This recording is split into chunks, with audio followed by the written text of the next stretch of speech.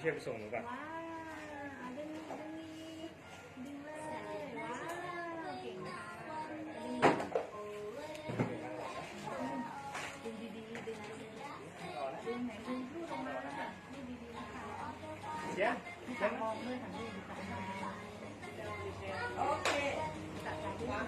ดึงค่ะดึงค่ะ จะเอาเลยแชร์เด็ก อันนึง เราจะรอเพียงนี้นะครับเราทำได้ ว้าวเก่งมากในตัวมือน้อย เย้